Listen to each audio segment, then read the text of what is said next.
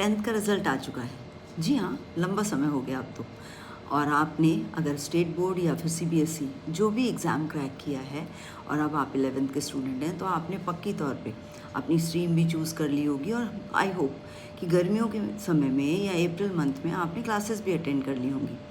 और अब आप श्योर हैं कि आपको इन्हीं सब्जेक्ट्स के साथ आगे बढ़ना है। और सीबीएसई के स्टूडेंट होने के नाते आपको ये भी सहूलियत मिल गई होगी कि आप अपने सब्जेक्ट की चॉइस अपने हिसाब से कर सकते हैं, यानी एक बंच खुद का तैयार कर सकते हैं। That's very good. अब आपके सामने चुनौतियाँ आ गई हैं क्योंकि आप कोचिंग भी जाना शुरू कर रहे हैं।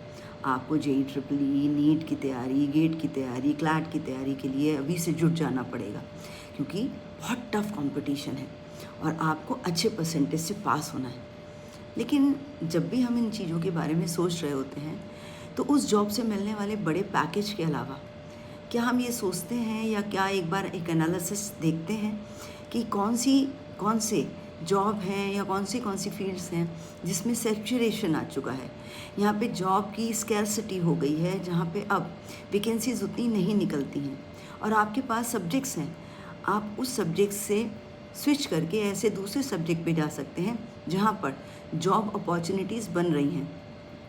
प्रेजेंट में नहीं, आप अपने फ्यूचर को ध्यान में रखिए और अपने भी फ्यूचर को नहीं बल्कि देश के फ्यूचर को ध्यान में रखिए कि कौन कौन सी चीज़ें हैं जो चैलेंज के तौर पर हैं और किन को इरेडिकेट करने के लिए, अपने देश को और बेहतर बनाने के लिए कौन से जॉब ऑप्शंस नए उभरेंगे।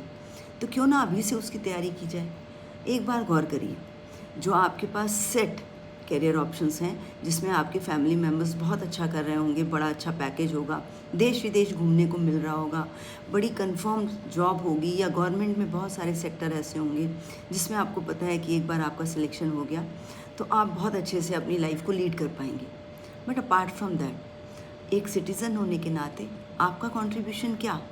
अगर आप ये गौर करते हैं कि आने वाले समय में ये चेंजेस आने वाले हैं और इन चेंजेस की वजह से ये नई नौकरियां बनने वाली हैं या इस तरह के काम करने से हमें ज़्यादा बेनिफिट्स होगा, तो शायद आपके पास कैरियर को लेकर अपॉर्चुनिटीज़ भी ज़्यादा होंगी और सिलेक्शन के चांसेस भी ज़्यादा। गौर करके देखिए।